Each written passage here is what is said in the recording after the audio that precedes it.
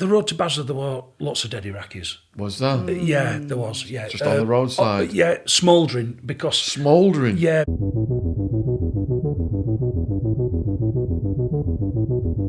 And then an officer come to me and said, look, have you seen this? A multinational unit gathering intelligence on war criminals for the Hague Tribunal. The Serbs, basically, who were the large majority there, were killing Muslims, killing Christians, you know, and it was sectarian violence, basically. War crimes, crimes against humanity. And when I got out there, it was like undercover. And I was put in the American sector, and we got CIA guys in the team, got American SF in the team, Danish SF in the team, Italian Special Forces, all kinds of people living in this house, about 8 of us. And we went out and gathered intelligence. We were in a 2-vehicle convoy, and I was in the second vehicle with a CIA guy, and we got T-boned and run off the road straight into someone's house. Drove straight through the side of someone's house. So the CIA guy had hurt his leg and was screaming and revving the engine, and I switched the engine off, got the weapons and ran back towards about 15, 20 Serbs who were running down the road armed, like not to help us out, do you know? Oh my goodness.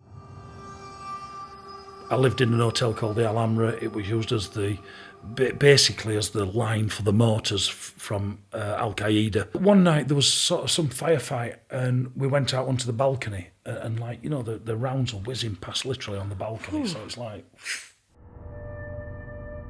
I mean, there were rocket attacks and everything on the night time. It were horrendous. Yeah.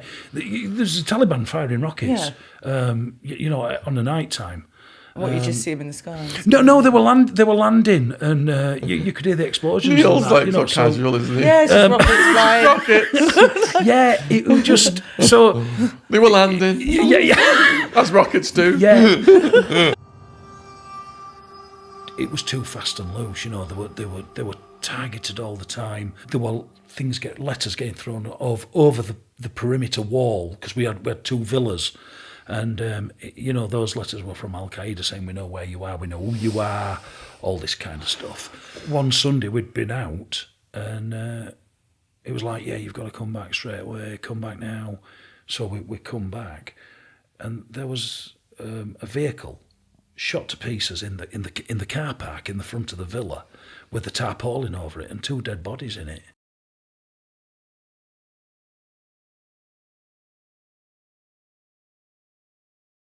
Yeah. All right, we had a dinner with Neil, and we are aware of some of what he's been up to around the world, and it is mind-blowing. The story encompasses Germany, Bosnia, Serbia, Algeria, Afghanistan, Luxembourg, Baghdad, Oman, and Brazil. I think there's about 105 countries that I've worked Oh in my goodness. and lived in and all kinds of stuff. So yeah, Wow. Yeah. I've been about a bit. So many of the military stories are fascinating, action-packed, just like the police stories, just like the prison stories. And Neil, like I said at the meal, it was absolutely mind-blowing with Big Joe Egan. Shout out to Big Joe Egan for arranging this. You can check out his book and his podcast as well. All right, Neil, so shall we go back to the mining village in South Yorkshire then, In 1971? Yeah, I was. That's when I was born, January 1971, January the 27th. When I came out of the hospital, and obviously the house in the mining village wasn't ready. My parents had bought it, but it wasn't ready, and I lived at my grandmother's for the first 12 months. Once the house had been refurbished, then I moved there, and that was it really. And I spent the first 16 years there, went to school there, massive comprehensive school, I think more than 1,000 pupils, but sort of all from a village, so everybody knowing everybody. You know, everybody went into the same pubs and things like that. And then come 16 and a half, it's already been sort of decided and really set in stone that I would go into the army. That's, you know, my education. I never really excelled at education. So it was decided that I'd join the army, and I went to Sutton Coldfield, did the pre-select at that time, it was about 3 or 4 days, and got a date to join. And I joined as a junior soldier in September 1987. I did 6 months basic training. During that time, I boxed in the army as a junior soldier, was junior heavyweight champion, and then moved on to something called trade training.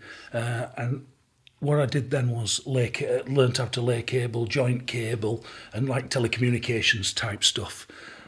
Then from there, we went on to like driver training, and then out to Germany. Were you this big when you joined the army? I was about I think I'm maybe 6'1". I'm just under 6'4" now. So he wasn't like no, I wasn't like that, and a lot slimmer, and wished I was now, but unfortunately the age has caught up with me. So that's how it is. But yeah, I went out to Germany and met a lot of interesting blokes, you know. But it just, there was something lacking, and I come across a guy called Terry, who's far more senior than me. He introduced me to a Welsh guy who we'd been in a previous unit with, and they'd been SAS signallers, and it was rather impressive and all this kind of stuff. And I thought, you know, this is where I want to be, type thing. I've got to get there. What is an SAS signaller? So the SAS go around the world doing operations, as you're probably aware of, and they have a select group of people called the SS Signallers, Special Forces Communicators now, and they travel with them, and they go on the ground with them, they go in the buildings with them, and all kinds of stuff, and they do the signalling for the team commander, and that's what they do, and that's what I did. So. Prior to that, I hung about in Germany for 4 years, sort of. But there was massive drinking culture. I never really, of course, I did the drinking, but I never really took to it. I was never that good at it. So I'd got my mind set on this SS signaller thing. But my dad went to school with a guy called Lawrence Gallagher, and Lawrence Gallagher was in the SAS, and he died in the Falklands. He died in an helicopter crash where 22 guys died.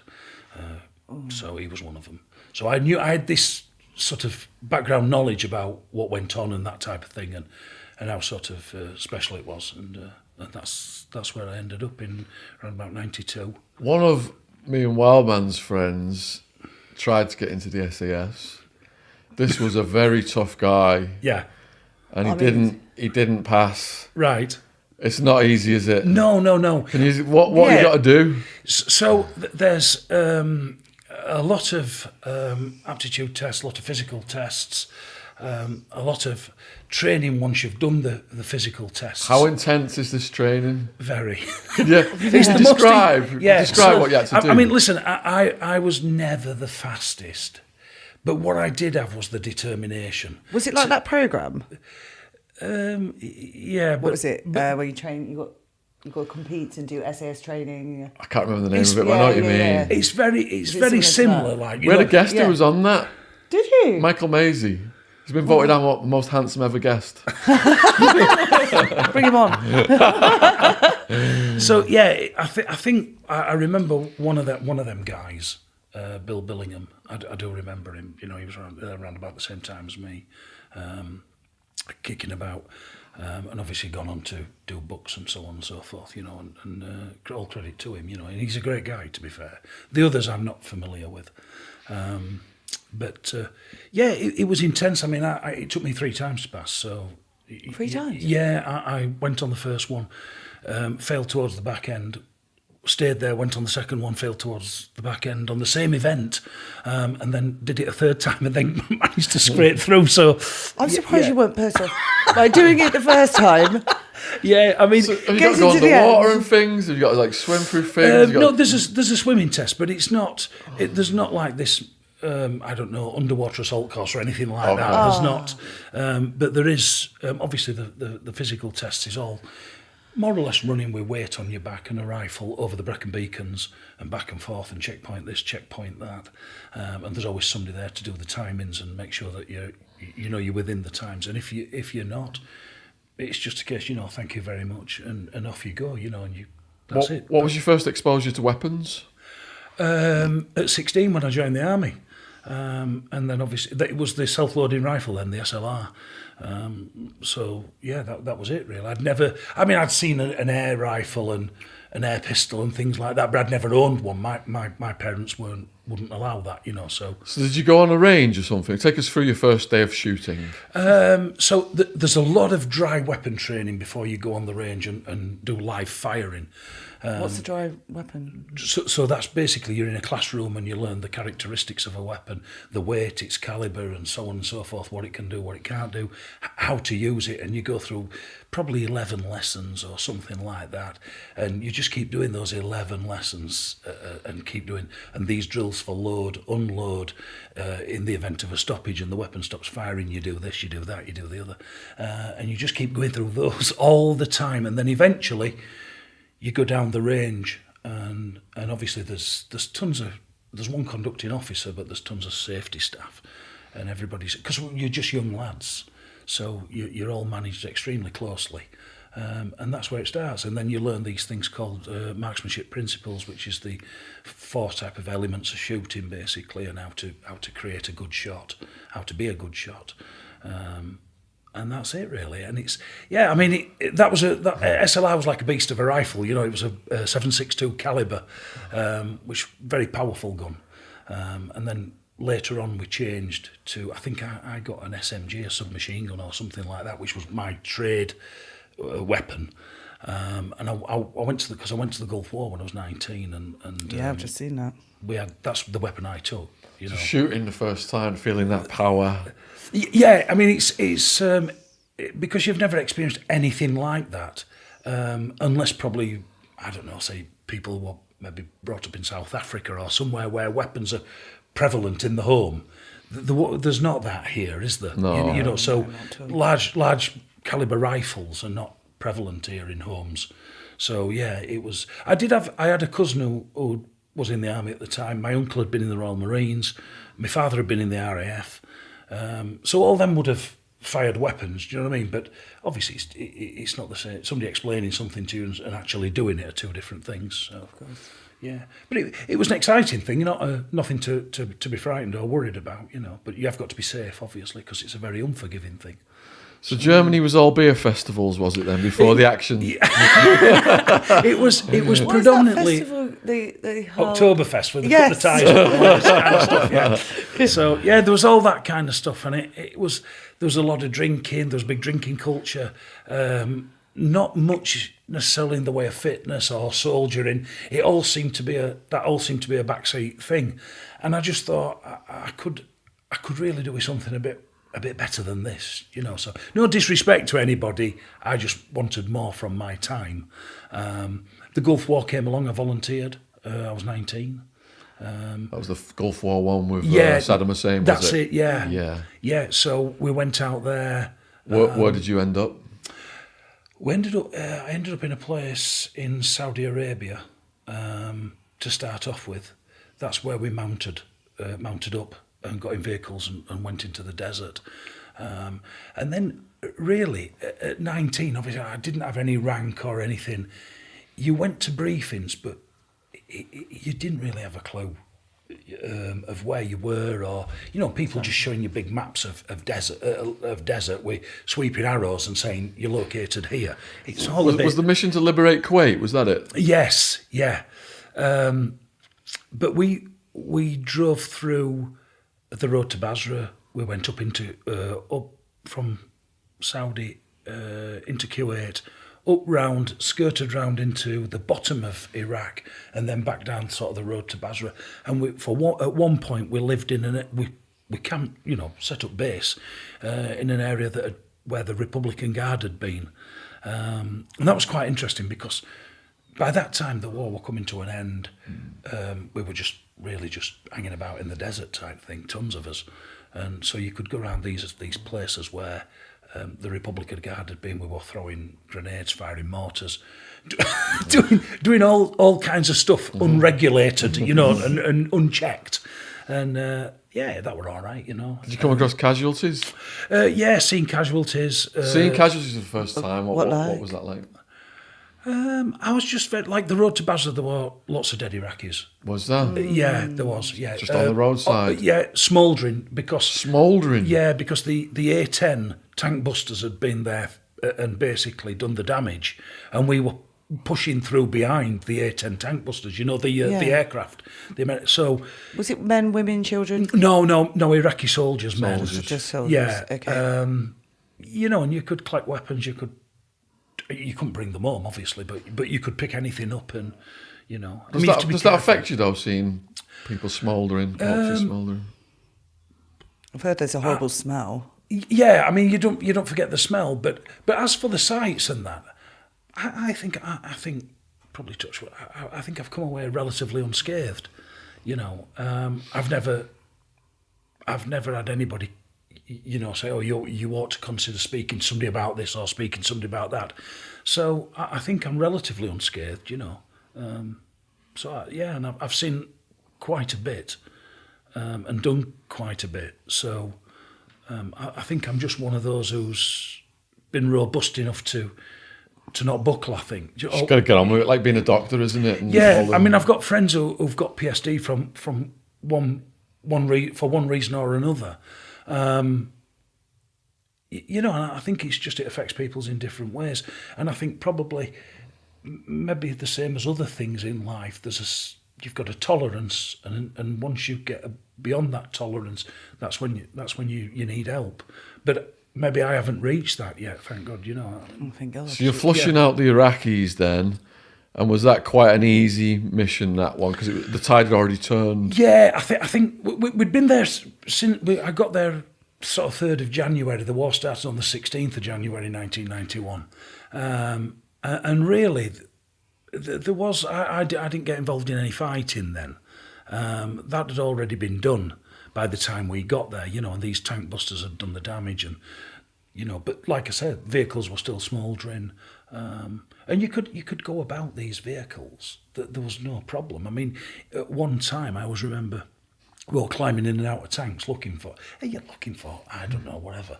And I come across a red leather-bound book with a photograph of Saddam, and loads of Arabic writing right to left, you know, they write from right to left. And at 19, you think, I just threw it away. But looking back, I really should have kept it and had it translated, because it was probably the Tank Commander's Journal. And it was just an interest. Fascinating. Yeah. But at 19, you don't think like that. So I think I was just very young, very naive. But obviously, I was quickly coming out of the naivety thing, because I was getting exposed to these types of things. And once I'd come back, I was very much like, you know, I mean, I volunteered. I knew that was the right thing to do, and I thought, to progress, you've got to be there. You can't sit here and when everybody else is there type thing. So I'd sort of, you know, they were relatively pleased with me, these officers, and that I'd volunteered. Now, that type of person showing some willing. So how long were you out there for? I think it was about 4 or 5 months, something like that. Okay. We came back, and then you had 4 weeks leave, and it would just carry on as normal. You know? So what was the first fighting you experienced? The first fighting was probably in Bosnia. And by that time I'd had a lot of training. I'd been to Hereford, been in Special Forces, so I'd certainly got the knowledge of what to do when something happens, whether you come under effective enemy fire or you take casualties or whatever it is. I'd got that knowledge on, and I felt I was secure in my mind on what to do. And so what went down in Bosnia? When I left Hereford, I went to a mainstream Green Army unit, which was very sort of boring, really. There wasn't really much for me to do. There wasn't much for anybody to do. And we'd done these, like we'd been out to the Falklands and done a rulement tour. You know, it's a complete waste of time, really. I'd been to Bosnia for 3 months, but never really gone out of camp. And that was just the nature of what that unit was doing at the time. And then an officer come to me and said, look, have you seen this?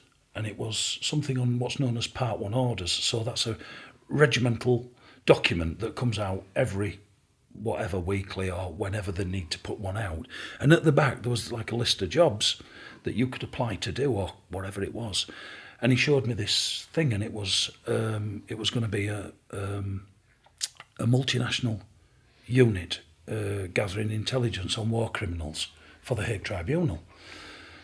So I said to him, well, what really do you know about it? And he says, well, I just know this, know that, and know the other. And we had this discussion, and he says, I think this is sort of your, right up your street type thing. So I sort of said, well, yeah, maybe so, but what about this, what about that?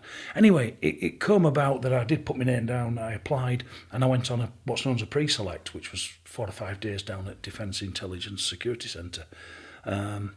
Met with these officers, did a presentation, wrote an essay, had some interviews with a panel of people, psychometric testing and all kinds of stuff, weapon testing, and they liked what they saw.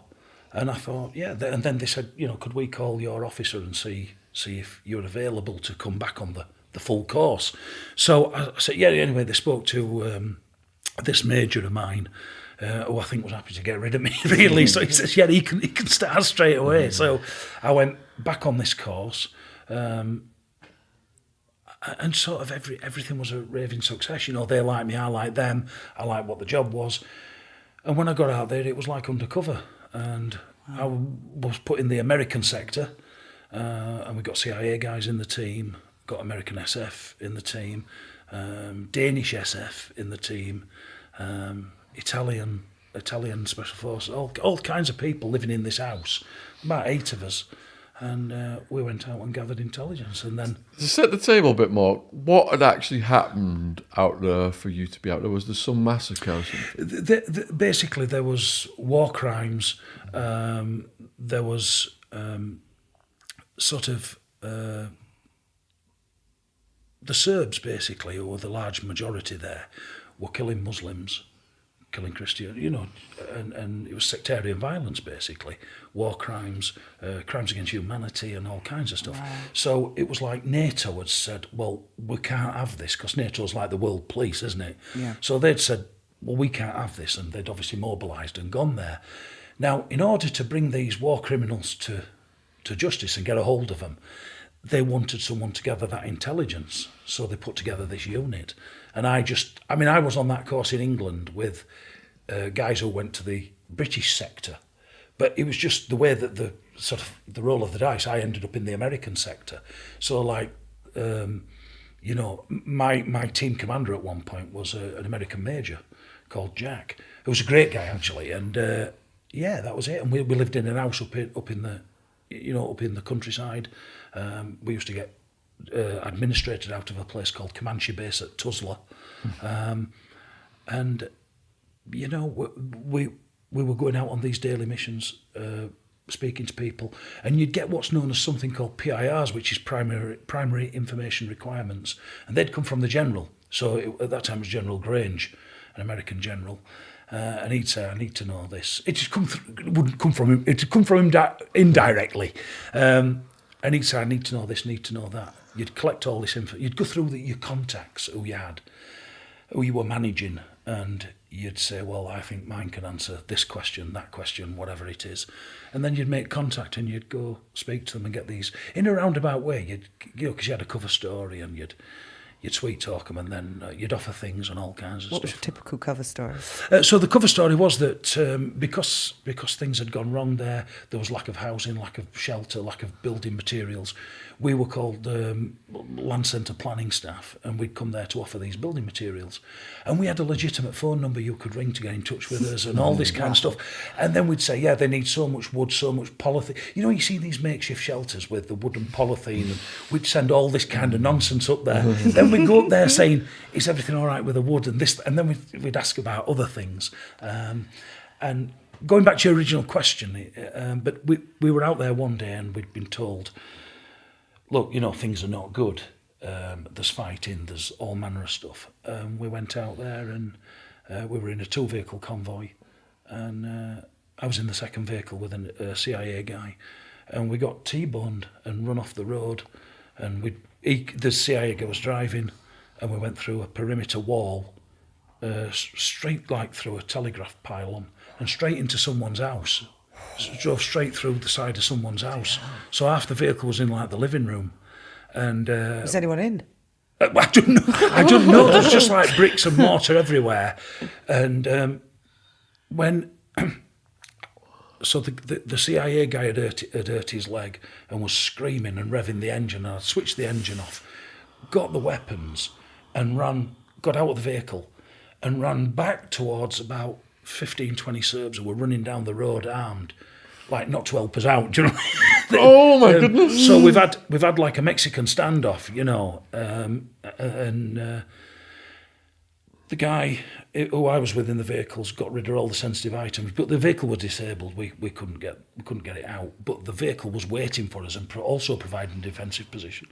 So we've cross-decked all into that, and I've withdrawn from that defensive position, and then we've literally just hightailed it out of there. So you kept them at bay until you got... Yeah. You know, we've had a firefight, kept them at bay, and then like fire and manoeuvred backwards, because we're just grossly outnumbered, you know, and at that point, you've just got to get gone. That's the first time you've been fired on. Yeah. How did that feel? Were you shitting yourself? Yeah. You sort of don't. It's one of those things. It's no different to being any other type of confrontation. There comes a point when you don't realise you're scared, and you are scared, but you don't realise you are anymore, and it's fight or flight. And so the initial bit at that point was to put down some fire and fight back. But obviously, you know, you're heavily outnumbered. And then it becomes like, listen, we are going to have to tactical withdrawal, whatever you want to call it, run away. So that's what we did. So it's like you're on autopilot. Yeah. But they're spreading out, are they, and trying to get to you? Yeah, of course. So you've got to figure out how to keep them back? Yeah. So I've got the Danish guy over my right-hand shoulder, sort of, but further back. And he's laying down fire, I'm laying down fire, I'm moving, he's laying down fire, I'm moving, and all this kind of stuff until I get back to them, and then we just drive off. Were they getting any closer? No, because they hunkered down? Yeah, because of the fire. So, but you know, a bullet travels fast and travels a long way. So, it was just by the grace of God, really, that nobody got injured or killed. Did you think when you retreated, they would just jump up and Yeah, I mean, I don't know whether they'd run out of ammunition or whatever. I don't know. But you see, what happens in them situations is that a lot of people say, "Oh, I was involved in such an act of violence that I was physically sick." You're not physically sick at the time. It's after. When you think about it, that's when you think about feeling sick. Like when the adrenaline's run off. Yeah, what could have happened? Because it all could have gone wrong. Were you thinking, how long is your ammunition going to last in case these guys keep going? Well, I'd had the training, you know, conserve ammunition, you know, specific rates of fire, deliberate rate of fire, and so on and so forth. So I was conscious, you know, but I was firing foreign weapons at the time. It wasn't a British. I was firing an Uzi and all, you know. That belonged to a Dutch guy who was, and it was because really I'd gone out there, believe it or not. They'd sent me out there with just a pistol. I had no rifle. Oh my goodness! I'd much rather have an Uzi. I used to have an Uzi. I had an Uzi in Arizona. Yeah. I mean, it's no good over massive distances, is it? You know, I mean, it's only any good in this type room, really. But what about hand grenades, things like that? You didn't have access. I didn't have anything like that. That'd be handy, wouldn't it? We didn't have anything like that. And that was a thing where, back at the house, the CIA guys had got thermite grenades and those were purely for the laptops that we were doing the work on. So if the house got attacked, the drill was to put all the laptops on a pile and put the thermite grenade on top and melt through everything. We got rocket launched and everything, but we didn't have them with us. Do you know what I mean? Yeah. Because two blokes had to stay in the house every day while the rest went out, and you took it in turns. What happened to the CIA guy and his leg? So we got back. The place where that happened was a place called Birchko in Bosnia Herzegovina, and it's a Serb stronghold. And on one side there was a American base called Camp McGovern, And from our house, we used to come through one side of Camp McGovern and go out the other side of Camp McGovern. So we hightailed it to Camp McGovern, got access. They knew us, you know, we'd got the ID cards and everything to get in there. And obviously, it's like a cleaning process then and a defence mechanism, and we've drove out of the other side. We've obviously then got straight on the communications and reported it to Tuzla and the higher command, and they were like, we want you to come down here straight away. So me and the CIA guy and the others who were involved drove down there and told the tale, you know. And then, yeah, strange thing. And then I got, it was like we're going to write, they were talking about we're going to write you up for this and write you up for that. And I think I got a letter from General at the time, General's commendation. But actually the CIA came to me because he got an handler, he got a bloke who was managing him at Tuzla Base. And he said, Bill Clinton's going to fly in. Not for this, to meet the troops. And do you want to be on that and shake hands with Bill Clinton? I said, no. Really? yeah. I wished I'd have done it now, you know what I mean? But at the time I was like, no, it's not for me. Do you know what I mean? So that's what happened. And what was your next assignment after that? So I'd come back from Bosnia, and then I think it's probably quite a sort of benign time where I was due to get promoted to sergeant.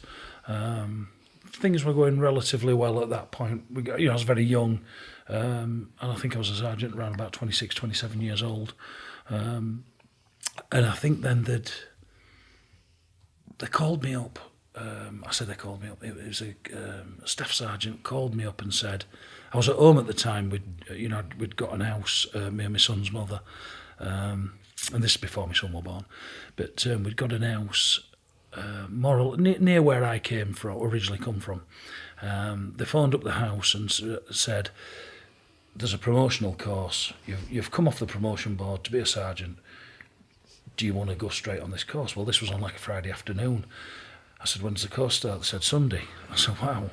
And it's like a career make or break type thing. So, but anyway, as is what I do, I said, yeah, go on then, put my name down. So they sent a signal and said, yeah, he'll be there. So I was there on the Sunday. And so I got through that bit. Come back as then a sergeant to the same unit. And then I was due to be posted. So they were due to send me on my way somewhere else to do a job, somewhere else, wherever that may be. And you fill out these things known as, it's like an army form number, but it's called, behind the scenes, they call it a dream sheet because it's literally just dreams. So you might fill in like, you want Tenerife as the light entertainments manager or whatever. But you definitely won't get that. So I think they'd offered me something like Northern Ireland as military transport senior non-commissioned officer, something like that. Well, I knew the guy who was doing that job. I'd been in training with him, a guy called Andy. So I rung him up and said, we hadn't talked, but obviously been in training as young lads. So I said, look, he's like, oh, don't bother, it's rubbish. Which I'd had a good idea it was anyway. But so what happened is then, when I was on that promotional course to be a sergeant, the guy who was in charge of that had said, would you be interested in coming back and being an instructor? And I thought, rather than me get something that I don't want, I'm better off taking something that I'm sort of in charge of, So I rung him up and I said, look, do you remember when you said? He said, yeah.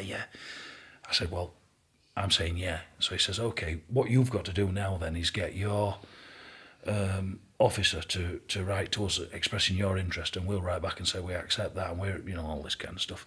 And that's what happened. And I went there and I became a sergeant instructor on this promotional course for people who are going to be sergeants and wanting to remain sergeants, that type of thing. And I took these guys through this 6-week course doing fitness, tactics and so on and so forth. And I'd have like anywhere between 12 and 15 guys to myself and somebody else. There'd be other guys like me doing the same with us and all run on the same curriculum. And I think I did about 3 or 4 courses. I lasted about a year. It weren't really for me, to be honest with you. And there was a situation towards the back end where I failed someone, and the training officer came and said to me, look, you've written this, you've written that on this report, his commanding officer will see that. I said, and so he should. How did he fail? Yeah, his performance was poor, And what he said to me was, so I give a demonstration of how to clear a wood of the enemy. And then what you do is you take them round, you give a demonstration, explain it, demonstrate it, they imitate and practice and so on and so forth. How do you clear the wood of an enemy? So basically you put out what's known as like cut-offs. So outside the wood, you would put off a cut-off at the far end, a cut-off at this end. What's a cut-off? With a machine gun. And they would look down they would look down the wood line and wait for anybody to exit, the enemy to exit, to run away from the wood. You would line up in extended line and you'd advance through that wood and flush them out, essentially. Yes. Or you might come across them and have a firefight with them. And that's what essentially happens. I did all that, showed them, and then what you do is you do that in the morning. You take them somewhere else to do something else, then you bring them back and then you test one of them on that. That's his exam type thing. Anyway, he did it all wrong, and I said, you do know where we are, don't you? So he's like, yeah. I said, show me on the map. So he picks up a blade of grass and points with the shows me right there. I said, have you been here before? He said, yeah, I was here this morning with you. I said, good. I said, so why didn't you just do it like I did it? He said, oh, when it comes to tactics, I'm a fool. I said, oh, right. I said, well, You're in the wrong job. Yeah, I said, watch it. Because essentially, you see, if I pass people through me to go back to that unit, I'm saying, listen, you're good enough to take a 17, 18, 19-year-old like I was out to somewhere, and look after them. Well, what if you don't and something goes wrong? And, I mean, inevitably things do go wrong, obviously, but, to knowingly pass somebody through you who's not good enough to take somebody's child out to... So I felt a bit aggrieved with that kind of response. And I wrote, the last sort of 2 lines I wrote by his own admission, this man is a fool. And anyway, the training officer said to me, look, you really can't write that. I said, but he said it, I just wrote it. I'm not making it up. And I sort of realised then that this perhaps not the place for me, type thing. And it weren't long after that, I think a friend of mine from ex-Hereford lad had phoned up the house, spoke to my partner and said, is Neil available, all this. And she knew these names, they were familiar in the household, these names who I'd mates with. We're working in Algeria.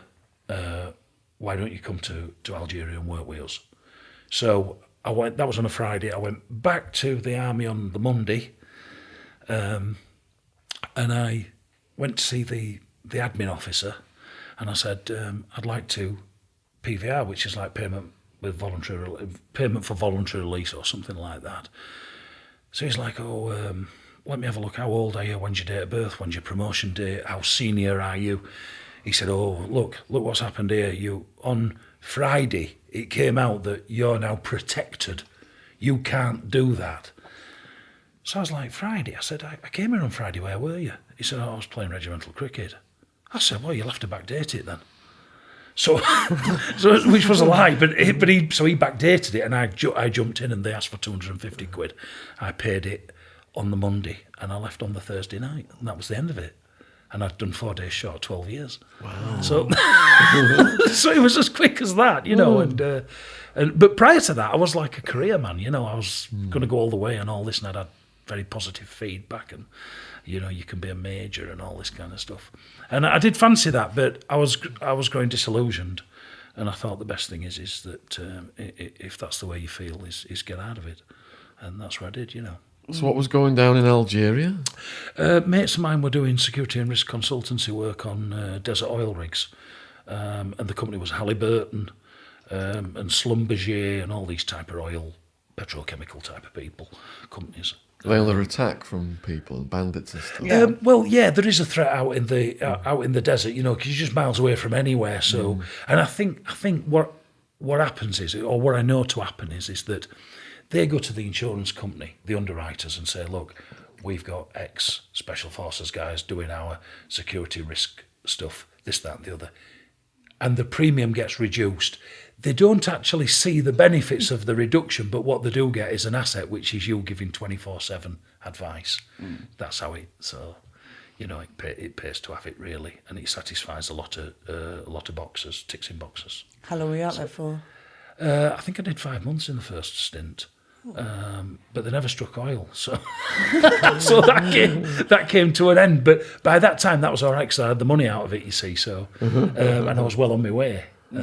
So yeah, I felt as though I'd swum the channel there, you know. I then came back from there. You clicked up with Alan Sugar. Yeah, I was the original apprentice, actually. Yeah. I came back from there and I couldn't. I'll tell you what happened is there'd been a move by these friends of mine who had been doing this security and risk consulting, communications and all kinds of stuff in the desert. They'd then gone on to do Microsoft systems certified engineer jobs, which you could pay for because obviously they'd got the money now, you know, so they were paying for these big qualifications. And getting these jobs at, you know, sort of whatever it was a day, big money compared to being in the army. So obviously I was like a little bit behind them in all this, but following on. So they was like, oh, you've got to go to Coventry and you've got to go to see this company called whatever it was. And you sort of do this residential course. It costs about 7,000 quid. And you get this qualification, and then you can get this job doing this, that, the other. Well, that was true. I went there and did the 7-week thing. And How techie are you? Not at all. Really? No. My son's good. Yeah. So, like, if I wanted anything doing, I'd just ask him. Do you know what I mean? But yeah. So I did that, and then I worked for a company called Vigilin as a software engineer, and it was doing antivirus stuff. And Vigilin was owned by Alan Sugar, so I always joke with everybody I was the first apprentice. They said, "Well, really, were you?" Oh yeah. So Next up is Luxembourg. Hey. Yeah, Luxembourg was a job where a friend of mine, ex-military guy, he was actually my sergeant in basic training. And I become friends with him. He was a great guy. And he was out in Luxembourg working with these lads and from down south. And they were out there doing all manner of stuff, left, right and centre, you know. Some of it, I'm sure, was less than whatever. But anyway, they rung up saying, we'd like someone to come and streamline the long distance stuff, because they were doing stuff in vehicles, long distance, cash in transit and so on and so forth. They said to me, would that be your type of thing? I said, it would. But obviously in this phone call, I was aware that there were certain things being held back because it was over the phone. So I said, look, would you do me a favour? Would you let me come out there? Would you let me look at the job and make a decision in 3 to 4 days' time? So they were like, yeah, no problem, come out. We're going to pay you this much, pay you that much. And to be honest with you, they were complete gentlemen and they stuck to the word, and there was no fun and games whatsoever. And I stayed for 4 months and they paid me, and it was probably one of the best jobs I've ever had, and they were great guys, and I'm still in touch with them today. Yeah. You know what I mean? It was fantastic, yeah. But as with all good things, it comes to an end. And then you leave and go to Afghanistan. Yes. Wow. Yeah. So I'd come back from Luxembourg, and I'd done financially. I'd done quite well out of that. But obviously, it's the same with everything. There's no time to sort of sit back and, you know, there might have been a week in Tenerife here or there or whatever it was on holiday. But generally, it was what am I going to do now? Afghanistan had started. People were ringing and saying, do you fancy it? This, that, the other. And I said, yeah. And I went to London. I went to Stratton Street in Mayfair. Went to some offices there above Langan's Brasserie. Had an interview with some ex-army officer, and it was like, when do you think you can go? And I said, I'm good to go today. I've got the bag, everything with me. They gave me this navy blue Gore-Tex jacket, and me and 2 other lads, navy blue Gore-Tex coat apiece, and they said, here's the tickets, get your sends off to Heathrow. And so we went out there via Baku in Azerbaijan, and that was around about the time when England, I remember watching England win the World Cup there, 2003, probably late on in 2003. Did about 10, 11 weeks, the first stint. So I was trying to think then, did they win the World Cup that year? Yeah, they did. Yeah. It was Wilkinson doing the. No. Is it Wilkinson doing the kicking? You remember he did the kick and that secured the win. I think it was. And Christ, is that long ago? Yeah. Wow. Yeah. So, and that was there to do the security for the Loya Jirga, which was the writing of the Constitution with Karzai.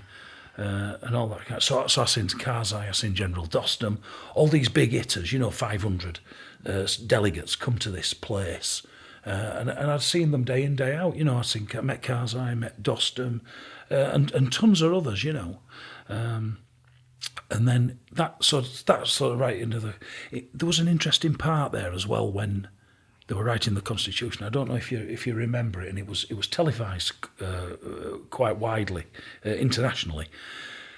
A woman called Malala Joya, an Afghan woman, stood up and was very, very outspoken against certain members of the delegation, calling them bandits, thieves, and all manner of stuff.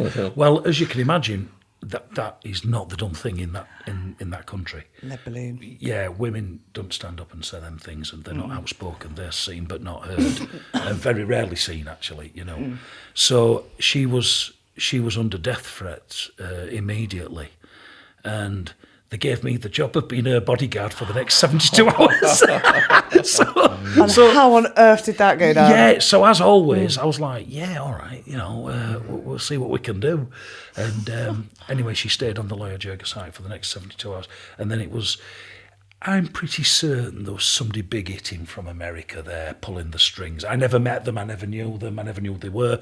But there was definitely somebody dictating the pace of the Loya Jirga with Karzai, and you know what I mean, telling him what to do, how to do it, and how things would go, and what and sort of giving direction in the background, dictating the pace, and like the CIA.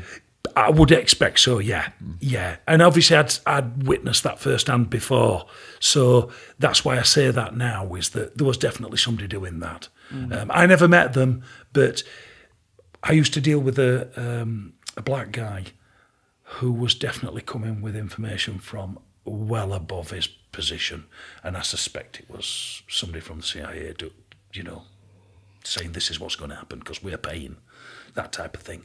And then it was said, can you get Malala Joya ready and get her out here at sort of 10 o'clock at night, and this, that, and the other. We got her ready, and she was whisked away and took, up to the airfield, taken away in a helicopter. And the next thing I knew is she were in America. So, yeah, green card and and all that kind of stuff. So that's, wow. Yeah. But she was a really nice person. I had chats with her and all kinds of stuff. And she says, I knew I was destined for this. And she's a really good person, and but she stood up and, to talk about fearless, Wow. How much of a threat would you say out of 1 to 10 was she? Was she under? Yeah. Probably 9. Yeah, really? 10. Yeah. Wow. Things like that, you in them places, you can go missing. No two ways about it. Nobody bats an eyelid, so, and you're just dealing with. For example, I'm not saying General Dostum would have done it, but he had his own army, his own tanks in Mazar-i-Sharif. It was his fiefdom, That's what it was. He's widely regarded as the man who did the heroin out of Afghanistan. £1 million a week and all this kind of stuff, as I understand it. So. Yeah, if he was to say, give the word, I'm sure it would be done. What happened at the voter registration project in Jalalabad? Voter registration. That was the project after, where this was now Karzai's here, and we're going to have this vote to make sure he stays. That's what that was about. And No puppet government there, folks. so they'd sent me up to Jalalabad, which is on the border with, or roughly on the border with Pakistan. And the border crossing there is called Torkham border. Jalalabad is where Bin Laden's family had lived, all that kind of stuff. So we went up there.